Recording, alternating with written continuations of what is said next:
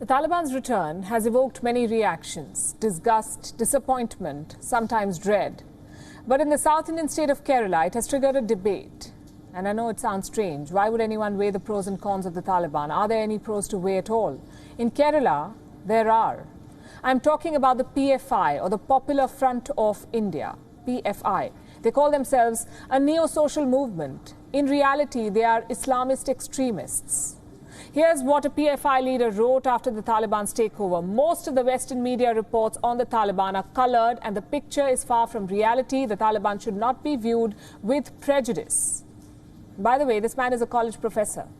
He says the Taliban must not be viewed with prejudice. Since when does a history of murder and terrorism count as prejudice? Unfortunately, he isn't some loose cannon. Many in the state have glorified the Taliban's victory. Even mainstream political parties are getting drawn in. Senior leaders are sparring on social media. The CPIM's Politburo member, M.A. Baby, fired the first salvo. He said the Taliban's victory could radicalize people in Kerala. The opposition was livid, especially the IUML, the Indian Union Muslim League. Their senior leader said Muslims in Kerala would not abandon their secular life. That's not all. He said the CPIM may cultivate a Taliban in Kerala with China's help. It's a whole lot of wild accusations, but it reflects a larger debate in Kerala society. Not everyone sees the Taliban as pure evil. Some in Kerala see them as anti-Western crusaders. Let me give you an example. A Muslim League leader, M.K. Munir, recently wrote a Facebook post criticizing the Taliban. He soon got a death threat. Take down the post in 24 hours or his whole family would be murdered. The letter was titled, "Taliban, a Wonder."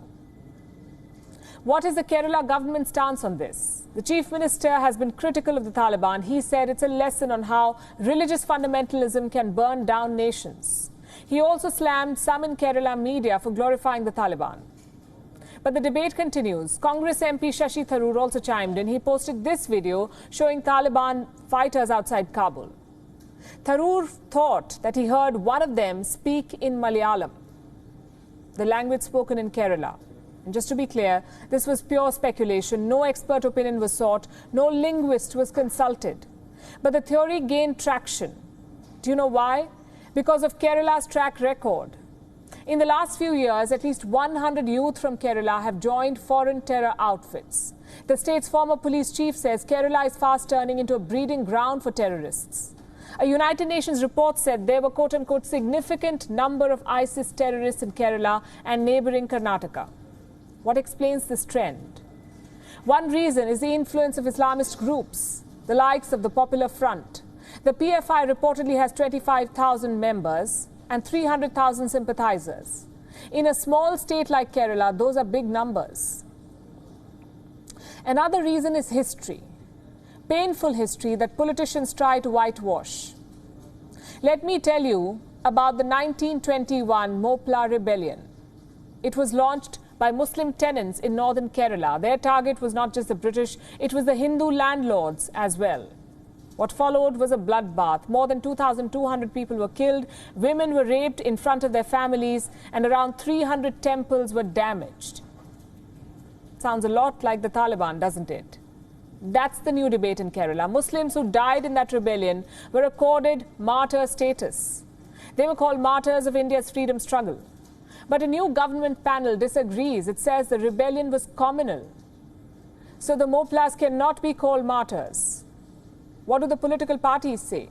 BJP leaders say this rebellion is a manifestation of Taliban mindset. The Muslim League disagrees. They say it was an anti-colonial rebellion. What about the historians? Well, they are still divided.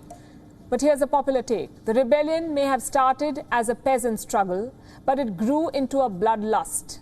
Hindus were hunted and killed. With the Taliban's return, all this history is being dug up. Every political party has something to say. Every leader has an op-ed to write. But here's the deal. This is not a debate. The Taliban are pure evil. There are no two ways about it. And when you start debating evil, it's a slippery slope.